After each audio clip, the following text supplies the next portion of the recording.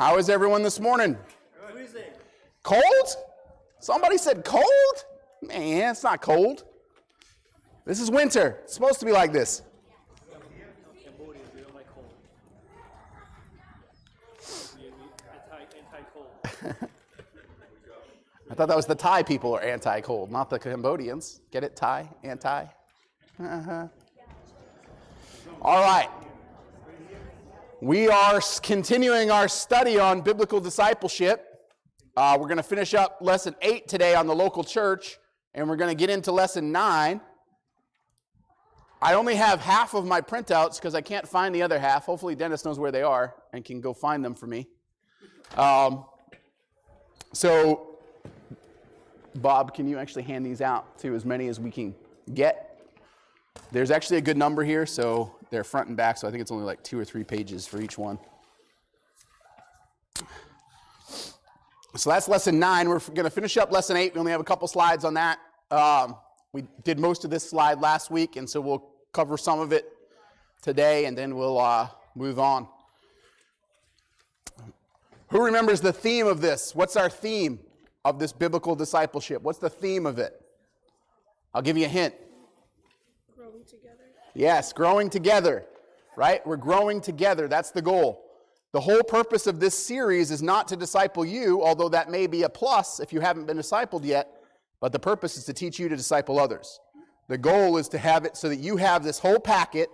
You know, all of you should have these binders, and at the end of this series, you're going to have a full kit to be able to disciple everyone. You're going to have everything you need to disciple somebody else. And then that's going to be our goal for this year. Once we finish this series, our goal is to go find somebody and disciple them. Get involved right away.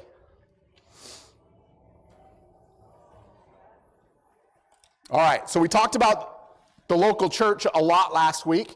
We talked about what it is. We talked about what it's not. Where we left off, though, was halfway through this slide where it says, what's the function? What is the whole goal and purpose of the local church? What is it there for? So that's what I want to pick up on today. We talked about last week that it was there for teaching the Word of God. But open out your Bibles to Acts chapter 2. We're going to read this together, and then we'll get into it this morning. My back is tweaked, so if you see me up here like doing wiggling and I'm not dancing, I'm just trying to keep my back from spasming.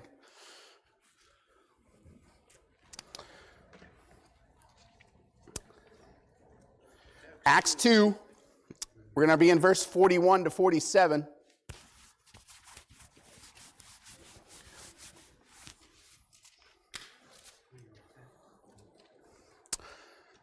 We went through the study of the book of Acts before we did this study because Acts is the foundation of the church.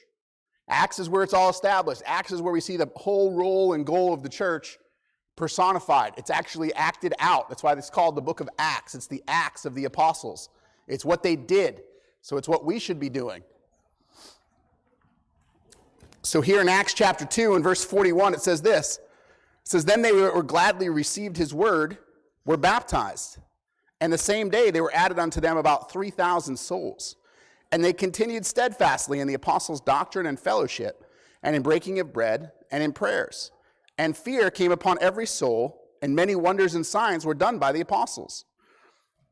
And all that believed were together and had all things common, and sold their possessions and goods, and parted them to all men, as every man had need. And they, continuing daily with one accord in the temple, and breaking of bread from house to house, did eat their meat with gladness and singleness of heart, praising God and having favor with all the people. And the Lord added to the church daily such as should be saved. Pretty awesome, isn't it? What happened in the early church was that everyone was like this, right? Everyone was together in unity. The Bible says in one accord. Singleness of heart. So what's the purpose of the local church? Well, first of all, in verse 42, it says they were doing what?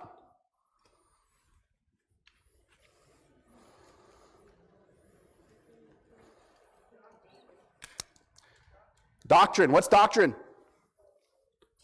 Teaching, right? Doctrine's teaching. So they learned from the teaching of the apostles. So there was teaching done in the early church. What are we doing right now at this church? Teaching, because that's what the early church did. That's the goal of it. Also in verse 42, it says what? Fellowship. What is fellowship? We talked about this a little bit last week. What is fellowship? What is not fellowship? Is fellowship eating? No, you can fellowship around food, but the act of eating is not fellowship. Although many of us disagree, right, Josh? Some of us like to fellowship with food, not with people. So, what is fellowship?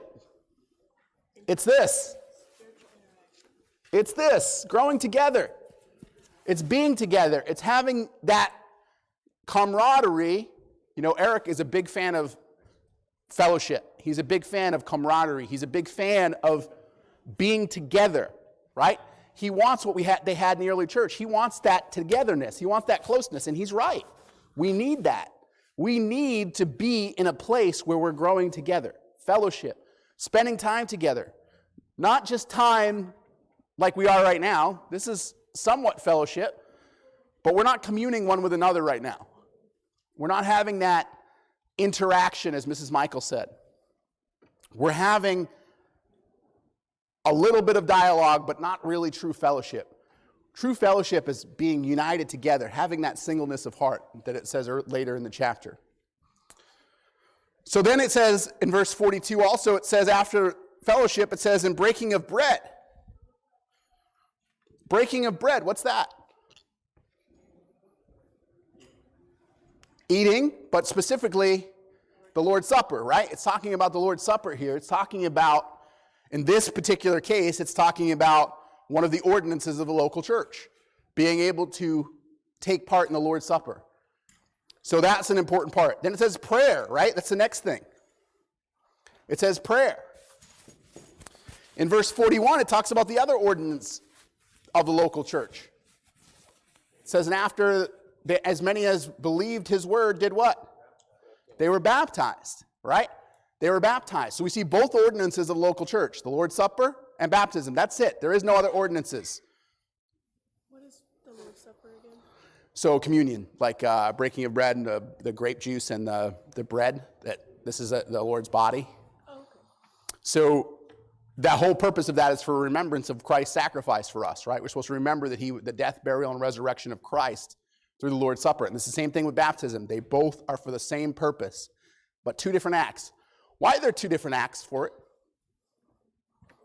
Does anybody know? Why does God implement two different things to do the same thing? Baptism and the Lord's Supper do the same thing, right? They both remind us of what? The death, burial, and resurrection of Christ. There's two key differences, though. One key difference is how often they're done. Do you get baptized every week? Do you have baptism once a quarter? No, you get baptized once. And the other major difference is baptism is for what? Identifying with Christ in a different way, right? You're identifying with him in his death, burial, and resurrection. In the Lord's Supper, you're remembering what he did for us. So one is for identification, one is for remembrance. One is to bring back that thought process of what happened there in there. So that's the whole reason for the two different ordinances and why there's only two. Why is there not many? Why don't we go through all the catechisms that many other religions do?